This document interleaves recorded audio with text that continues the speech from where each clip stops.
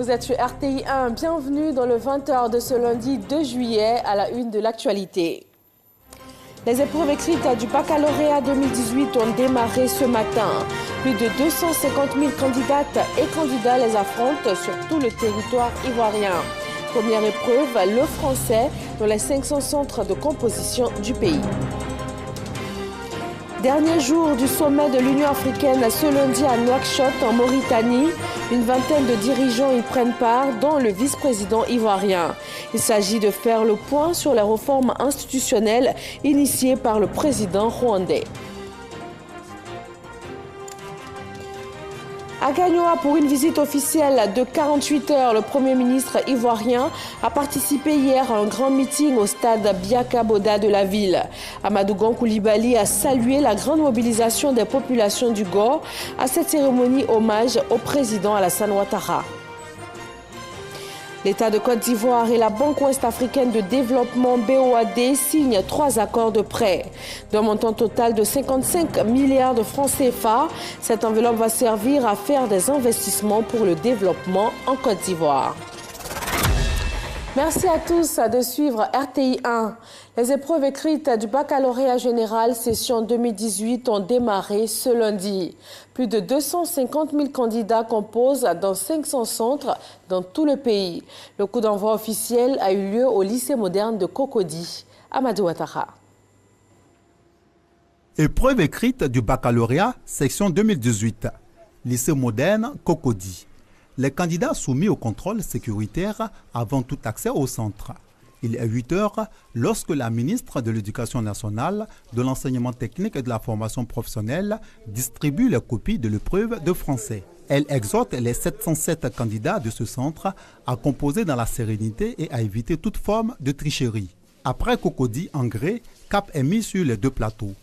L'Institut de technologie et spécialité accueille 595 candidats. Des candidats des séries G2, électronique et F2, comptabilité. Le courage des candidats libres est salué. On a d'abord fait le BT, mais avec le BT, on n'arrive pas à faire plusieurs concours. Donc, je vais faire le bac pour essayer de mettre ensemble et puis faire le concours de la fonction publique. Ici, on note l'absence de 10 candidats. La délégation achève son parcours au Collège moderne du Plateau, où composent 536 candidats, dont 57 avec handicap. Ces candidats disent être confiants.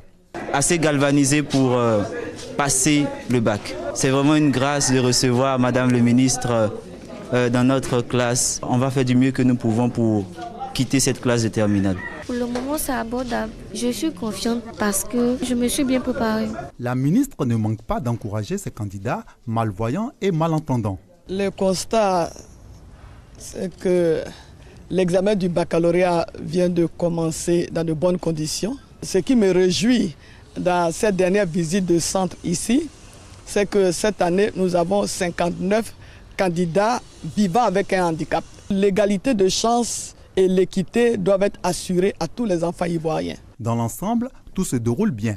Pour le bac, toutes séries confondues, session 2018, 256 452 candidats composent au plan national dans 415 centres. Nous les avons suivies pendant les préparatifs du bac. Elles sont depuis la semaine dernière face aux épreuves. Sephora, élève en terminale A1, et Claudia en série C. Toutes les deux ont affronté les épreuves orales avec sérénité et font aujourd'hui face aux premières épreuves écrites. Leur témoignage est recueilli par Patricia Omoetia et Sephora Zegui. Fini les révisions du baccalauréat 2018. Place aux épreuves orales et écrites. Sephora et Claudia, nos 2 lycéennes, affrontent l'anglais, le français et l'espagnol ou l'allemand à l'oral. Mais avant, Sephora doit retrouver son nom sur les listes affichées. Munie de sa convocation, elle scrute chaque ligne des tableaux. L'épreuve d'oral d'anglais, elle ne la passera pas ce premier jour. La lycéenne est déçue. Je pensais que j'allais passer aujourd'hui. À ma grande surprise, je suis venue aujourd'hui, je passe demain. Je vais payer le transport encore demain pour me venir. Scénario différent pour Claudia au lycée Mami Oufoué Fété de Bingerville. Elle passe l'oral d'anglais le premier jour. Dernier moment de détente, l'heure est venue. Elle se dirige vers la salle de classe d'un pas décidé, cachant tant bien que mal son tract. J'essaie d'être sereine parce que j'ai confié à Dieu et puis j'ai essayé de réviser mes cours avant de venir. Donc bon, on espère que ça va mieux se passer. 10 heures passées de 20 minutes, Claudia sort de la salle, le sourire aux lèvres. Elle m'a posé des questions, j'ai réussi à répondre, même si je sais que j'ai fait quelques petites erreurs dans la conjugaison, mais j'espère que elle va bien me noter. L'oral, c'est 1 point de coefficient en terminale C. Mais pour elle, ça fait toujours quelques points en plus et ça met en confiance pour les épreuves écrites. Devant la salle de classe, dernière révision avec les copines. En attendant la sonnerie, commencer les épreuves, on révise un peu, on fait les derniers réglages. Le temps pour Sephora de repérer sa classe et sa place. Les épreuves doivent commencer. Je suis préparée, mais je stresse un peu quand même. Et pourtant, il faudra faire avec. Après 4 heures de composition française, la jeune lycéenne ressort de la salle en souriant. J'ai bien compris le sujet. J'ai traité le sujet du résumé plus la production écrite. Le test parlait des inégalités sociales. Et dans la production écrite, on nous demandait de réfuter l'opinion de l'auteur. En terminale A1, la composition française, c'est coefficient 4. Elle joue son va-tout. Comme Sephora, 256 476 jeunes doivent avoir au moins 200 points pour espérer décrocher le bac. Rendez-vous le 24 juillet prochain pour connaître leur sort. Bonne chance à tous les candidats. Nous vous donnerons des nouvelles de Claudia et Sephora dès la publication des résultats. Comme ces 2 jeunes filles, plus de 250 000 autres élèves affrontent cette semaine les épreuves écrites du bac. Ils sont 10 232 dans la région du Haut-Sassandra et 5 912 à San Pedro. Procédant au lancement officiel des épreuves écrites du baccalauréat au lycée Modène 5, le préfet du département de Daloa a rappelé aux candidats l'interdiction des téléphones portables au sein des centres de composition. Au lycée Modène Khalil, 749 candidats composent dans 26 salles. L'atmosphère était à la concentration et les candidats planchaient sur la première épreuve. J'ai choisi le sujet numéro 3, la dissertation littéraire, parce que je trouve ce sujet très abordable. Ce sujet parle de l'engagement de la littérature pour la cause des opprimés. Ce sont au total 7 397 candidats répartis dans 14 centres qui affrontent cet examen du baccalauréat dans la commune de Daloa. À San Pedro, c'est le collège moderne Gbao, situé au quartier Seweke, qui a été retenu pour le lancement régional des épreuves écrites du baccalauréat session 2018. 5 912 candidats répartis dans 199 salles de classe que comptent les 9 centres d'examen de la région composent ce matin en français. Le premier sujet parle de l'immigration en Afrique. Et je vois que le premier sujet, je n'ai pas encore lu les autres sujets, mais je vois que le premier sujet, c'est abordable. Un tour dans d'autres centres d'examen nous a permis de nous rendre compte que les candidats sont beaucoup concentrés. Quittons la Côte d'Ivoire pour le sommet des chefs d'État de l'Union africaine en Mauritanie. Sur place à Nouakchott, une vingtaine de dirigeants du continent. Et pour le compte de la Côte d'Ivoire, le vice-président Daniel Kablan-Duncan. L'institution veut permettre aux États africains d'arriver à la financer par leurs propres moyens. Fijanaïma. C'est l'imposant Centre international des conférences Al-Mourabitoun de Nouakchott qui a accueilli le sommet. Au total, 44 chefs d'État et de représentants de chefs d'État. On retiendra que ce 31e sommet de l'Union africaine met fin au cycle des 2 sommets annuels de l'organisation panafricaine. En effet, à partir de 2019, il y aura un seul sommet annuel en janvier. Le sommet de fin juin, début juillet sera remplacé par des sessions ministérielles techniques. Dans son discours d'orientation générale de ce 31e sommet, le président de la Commission de l'Union africaine, Moussa Faki Mahama, a situé sur les préoccupations qui sont celles pour l'heure de l'organisation panafricaine, à savoir réaliser la réforme institutionnelle de l'Union africaine, résoudre la question de son financement, car l'organisation est financée actuellement pour 1/3 par les États africains et pour 2/3 par les partenaires techniques et financiers. Autre préoccupation mise en avant, réaliser la zone de libre-échange continentale décidée lors du sommet de Kigali, réaliser également l'entrée en vigueur du protocole sur la libre circulation des personnes, enfin réaliser le marché unique sur le transport aérien en Afrique. Et puis une autre préoccupation et non des moindres, négocier le nouvel accord de coopération avec l'Union européenne qui va succéder à l'accord de partenariat économique de Cotonou. En somme, un sommet qui fait toute la place à l'économie et qui est révélateur de ce que l'Union africaine est désormais engagée dans la voie du développement du continent.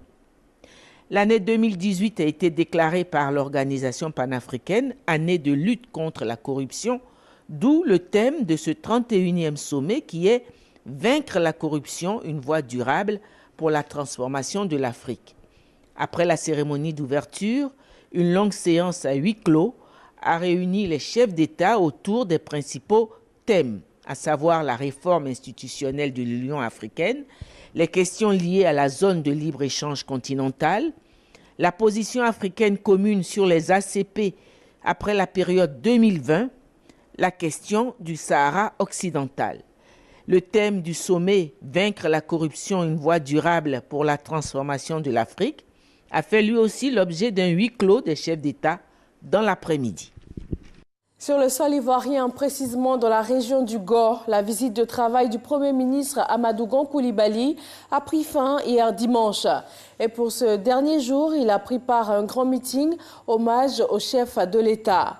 Le Premier ministre a invité les populations du Gor à promouvoir la paix et la cohésion. Herman Guivé. Stade Biaka Boda de Gagnoa, nous ne sommes pas en jour de championnat et pourtant, la tribune nord affiche complet. Communion totale entre le Premier ministre Amadou Gon Coulibaly et les populations, avec en prime l'image du jour. La région du Gor rend hommage au chef de l'État Alassane Ouattara pour ses multiples actions de développement en sa faveur. Au nom des nombreux projets de développement dont a bénéficié notre commune, la preuve patente sous nos yeux, c'est le stade Biaka Boda. Le stade Biaka Boda est resplendissant d'une pelouse synthétique qui lui donne une dimension internationale. Unique ville de l'intérieur du pays à disposer d'une telle infrastructure dont le coût s'élève à plus de 640 millions de francs CFA. Monsieur le Premier ministre, je voudrais saisir la présente occasion pour vous demander, au nom du conseil municipal de Gagnoa, mais surtout au nom des populations de Gagnoa, de traduire au couple présidentiel l'infinie gratitude de la commune pour tous ces projets de développement, mais particulièrement à celle que nous avons baptisée Ozoa pour sa grande magnanimité, pour avoir consenti à offrir cette pelouse synthétique à notre stade. J'ai nommé Mme Dominique Ouattara, première dame de Côte d'Ivoire. Occasion pour les populations de Gagnoa de formuler certaines doléances. Les populations dans leur grand ensemble sollicitent le bitumage de l'As Gagnoa, Guéyo, Sassandra et le bitumage des artères principales de la ville sur 10 km ainsi que la réhabilitation de l'aéroport de Gagnoa. Le problème crucial de disponibilité des terres cultivables dans les 12 villages de la commune se pose. Nous sollicitons donc votre intervention pour que l'aménagement urbain en tienne compte. Cette disponibilité des terres cultivables est une question de survie des populations des villages de la commune. Nous offrir un marché moderne digne de la grandeur du Gor. Des préoccupations qui seront traduites avec fidélité au chef de l'État, Alassane Ouattara. Le Premier ministre Amadou Gon Coulibaly appelle les populations du Gor à sonner le rassemblement autour de la République. Le lancement des travaux d'infrastructure à Ouragayo, à Guibéroa, à Galébré et la mise en service de l'unité de traitement d'eau à Gagnoa traduisent l'ardente volonté du président de la République et du gouvernement de répondre aux sollicitations de votre région. Ensemble, rassemblés, nous travaillerons sous la haute autorité du président de la République afin de relever tous les obstacles à l'émergence de la région du Go. La région du Go prendra bel et bien sa place dans le train de l'émergence de la République de Côte d'Ivoire. Pour cela, nous devons renforcer notre cohésion et préserver la paix, qui sont les conditions indispensables à la poursuite de l'œuvre de construction de notre cher pays. Nous irons aux prochaines élections municipales et régionales en RHDP, parti unifié. Cette alliance Nous devons l'élargir sans délai. Nous devons l'ouvrir à toutes les Ivoiriennes et à tous les Ivoiriens, épris de paix et soucieux de participer au développement de la Côte d'Ivoire. Filles et fils du Go, donnons une chance véritable à la paix des cœurs et des esprits. Des pas qui trépignent sur un rythme qui séduit, les populations de Gagnoa ont à leur manière célébré le chef de l'État, Alassane Ouattara. Dans ce séjour dans le Go, le Premier ministre a inauguré le nouveau siège du Conseil régional, situé dans le quartier Libreville de Gagnoa. La bâtisse d'une trentaine de pièces, avec une grande salle de conférence, a été entièrement équipée par le président Alassane Ouattara. Amadou Gon Coulibaly a félicité et encouragé le président du Conseil régional, Djedje Bagnon, pour son bilan et l'a exhorté à poursuivre son combat en faveur de la cohésion et de la réconciliation. Et nous vous proposons maintenant des réactions de population de la région du Go. Il y a des actes que le Premier ministre a posés. À Ouragayo, on aura 3 km de bitume. On en aura également à Guibéroua. Je crois que c'est le développement qu'on recherche. Et le Premier ministre veut aider Gagnoa à se développer. Nous le soutenons et nous en sommes heureux. Le Premier ministre vient de nous dire qu'il accepte, et avec lui le président de la République, le pacte ou bien l'alliance de paix, de consolidation et de fraternité que le peuple pété a bien voulu tisser. Alors nous sommes comblés, nous sommes en joie. La région du Go est voisine à la région du Boclé et tout ce qui concerne la région du Boclé concerne la région du Go. Eh bien, les doléances formulées concernent aussi la région du Boclé. C'est pourquoi nous soutenons totalement cette cérémonie d'hommage au président Ouattara. Le Premier ministre est venu vraiment toucher du doigt la région de Gagnoa, l'enthousiasme et l'hospitalité des gens de Gagnoa. Et il a recueilli avec lui toutes nos doléances. C'est très important. De Guibéroua à Ouragayo jusqu'à Gagnoa, c'est toute la région qui est sortie comme un seul homme pour démontrer au président vraiment toute sa reconnaissance face à toutes ces actions. Nous sommes très satisfaits des résultats de cette visite-là. Vous voyez dans les détails tout ce qui a été donné, tout ce qui a été dit. Et nous disons que tout cela, ça milite en faveur de la paix et de la réconciliation de tous les enfants de Côte d'Ivoire. S'il y avait un mot plus que satisfaction, je l'aurais dit. Tout ce que vous avez attendu, tout ce que vous avez vu, je ne peux pas ne pas être satisfait. Je suis largement satisfait. Avec le développement qui s'annonce pour Gagnoa, je pense que les populations, les jeunes, les cadres, les femmes, les élus, toute la région, dans sa diversité, dans sa globalité aujourd'hui, ne peut que rentrer dans le train de l'émergence. Nous partons d'ici, mais surtout avec le discours de la réconciliation. Que le Premier ministre, chef du gouvernement, vienne, n'est-ce pas, dans le Go, dans la région du Go, vraiment cela nous satisfait. C'est un appel qui a été lancé à toute la Côte d'Ivoire à faire en sorte que tous les Ivoiriens travaillent dans l'union, la cohésion pour le bonheur et le développement de la Côte d'Ivoire. Le message du Premier ministre n'est pas tombé dans des oreilles de sourds. Nous tous, nous allons faire ce message-là et le diffuser dans les plus petits hameaux de notre district en général, c'est-à-dire la région du Go et la région du Lodjibois. Dans le discours du Premier ministre, il a félicité le FPI que nous avons joint à nous en tant que parti politique pour venir accueillir le Premier ministre. Donc chez nous ici à Gagnoa, la paix et la cohésion sont déjà à l'ordre du jour. Le Premier ministre dans son discours a parlé donc de fraternité, de cohésion et de paix. La force 2015 exhorte donc les fils et les filles de la région du Go à s'unir. Ils se sont rencontrés à Abidjan, la capitale économique ivoirienne, et 3 accords de prêt lient depuis ce lundi l'État de Côte d'Ivoire et la Banque ouest-africaine de développement 55 milliards de francs CFA pour investir dans le développement en Côte d'Ivoire. Jean-Jacques Kwame. Le premier accord de prêt d'un montant de 29,5 milliards de francs CFA concerne le programme d'aménagement et de gestion intégrée du bassin du Gourou à Abidjan. L'objectif est de résoudre les problèmes récurrents d'inondation et de réduire les apports de sédiments dans la baie de Cocody. Le deuxième accord de prêt d'une valeur de 15,5 milliards de francs CFA est relatif au projet d'aménagement hydro-agricole dans la région du Folon et du Kabadougou. 4 barrages seront construits pour la riziculture et le maraîcher. Le dernier accord de prêt concerne le renforcement du système d'alimentation en eau potable de la ville d'Abidjan à partir de la nappe du sud de Koumoué. La BOAD, Banque Ouest-Africaine de Développement, s'est engagée à soutenir les travaux à hauteur de 10 milliards de francs CFA. Prenant la parole, les signataires des 3 accords de prêt, le ministre de l'économie et des finances et le président de la BOAD ont salué cette initiative de la Côte d'Ivoire qui s'inscrit dans le cadre du PND, Plan national de développement, période 2016-2020, un plan qui vise à réduire la pauvreté.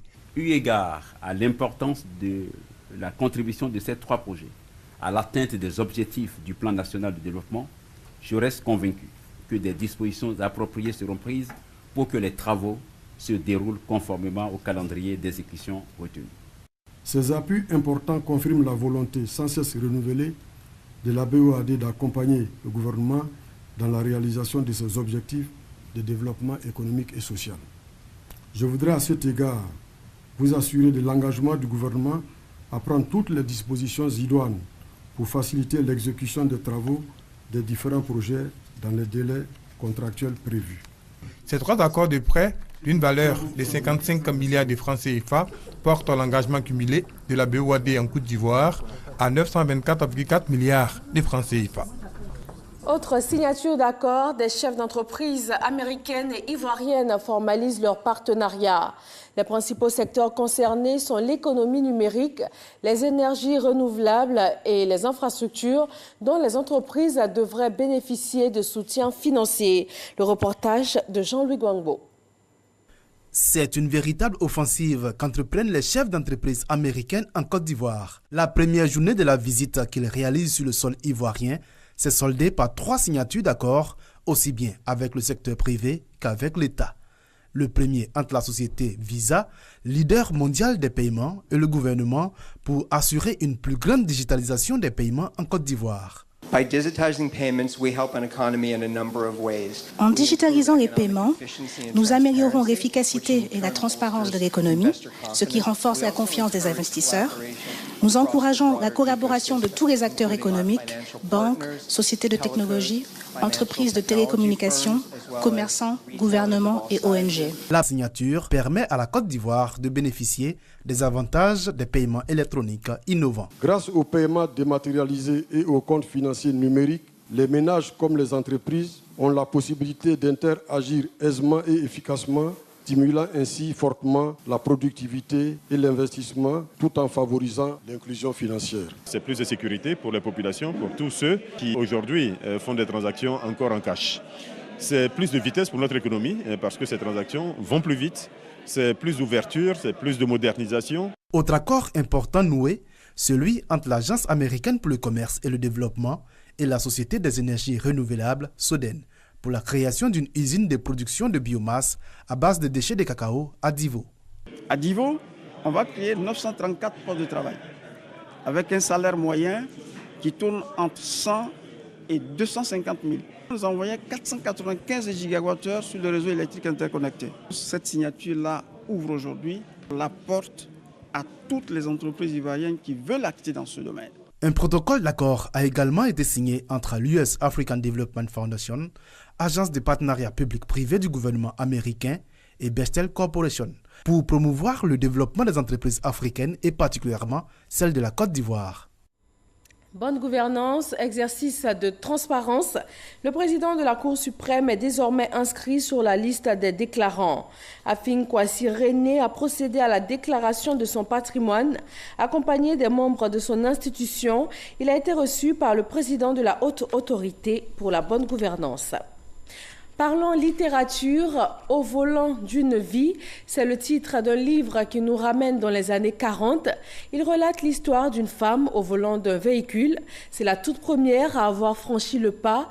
Nous sommes à l'époque coloniale et l'émancipation des femmes ivoiriennes vis-à-vis de la conduite automobile remonte jusque-là. Mahama Traoré. Par amour pour Marie-Béatrice, Mamadou Kétouré, son époux, décide de lui apprendre à conduire. Cet homme d'affaires franco-guinéen va tenir promesse. En 1947, Marie-Béatrice devient ainsi la première femme ivoirienne automobiliste. En cette époque pré-indépendance, chacune de ses sorties suscite à la fois curiosité et fierté, car même les épouses de colons préféraient se déplacer avec l'aide d'un chauffeur. Si je suis allée à conduire une voiture, écrire un livre, ce qu'on peut faire, tout le monde peut faire comme moi. Madame Marie-Béatrice Abrema Kétouré aura été en réalité une des toutes premières africaines, par son indépendance, à réclamer pour la femme une meilleure place dans la société. À 92 ans aujourd'hui, Dame Marie-Béatrice Abrema Kétouré continue de faire l'histoire. Son exploit des années 40 est désormais compté dans un livre de 100 pages intitulé « Au volant d'une vie ». Ouvrage co-signé Agnès Crédy et Alex Kipré, tous deux journalistes au quotidien Fraternité Matin. Dans une nation qui compte et qui veut compter, l'histoire des femmes et des hommes qui font l'histoire sont écrites pour être conservées dans les mémoires, écrites pour vaincre le temps, écrites pour témoigner de notre histoire commune, écrites pour éviter les départs sans trace. Dans ce livre, les auteurs s'intéressent aussi à la vie de la veuve Kétouré, une illettrée mère de 8 enfants confrontée au défi de la gestion du patrimoine laissé par son défunt conjoint. Défi relevé selon l'un des premiers lecteurs de cette œuvre, le vice-président Daniel Cablan-Duncan. Si je devais résumer mes impressions après la lecture de son livre, je les traduirais à travers les mots forts suivants.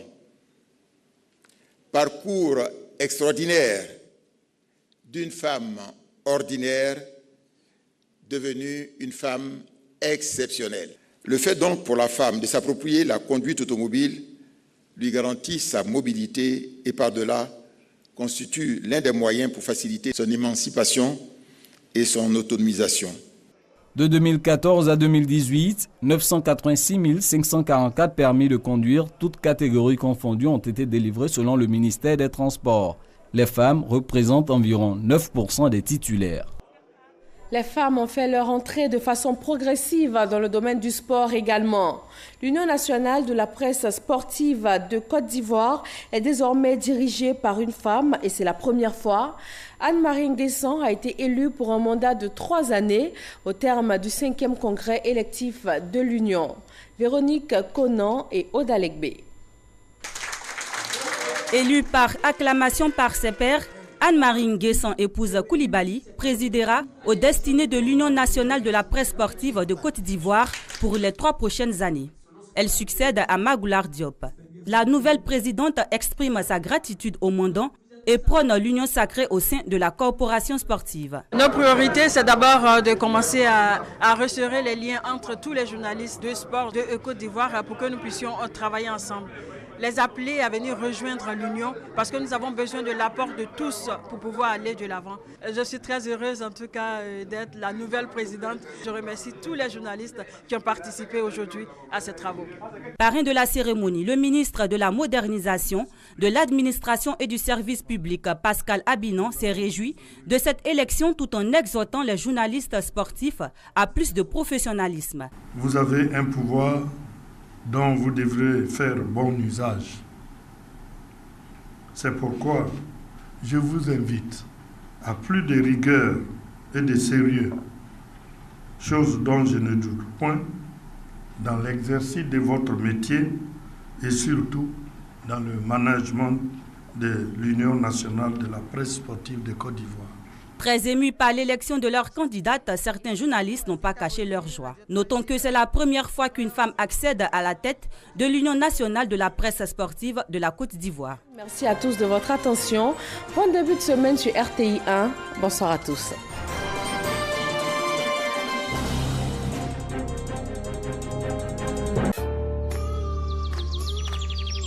Une nouvelle étiquette pour Candia. Candia le lait, onctueux, soyeux, crémeux. Candia, c'est le bon goût du lait. Moi, c'est Candia. Bienvenue sur MyCMU, votre application mobile pour tout savoir sur la couverture maladie universelle CMU. Simple d'utilisation, MyCMU facilite la vie des assurés en donnant toutes les informations utiles. MyCMU fonctionne sur les téléphones Android et ne nécessite pas de connexion Internet. Grâce à votre application, vous obtiendrez des informations sur les sites d'enrôlement, l'état de vos cotisations, le panier de soins, les centres de santé, les pharmacies du réseau CMU. MyCMU vous permet également d'effectuer votre pré-enrôlement avant de vous rendre dans un centre pour finaliser l'opération. Alors n'attends plus, télécharge-moi sur Play Store et la couverture maladie universelle n'aura plus de secret pour toi.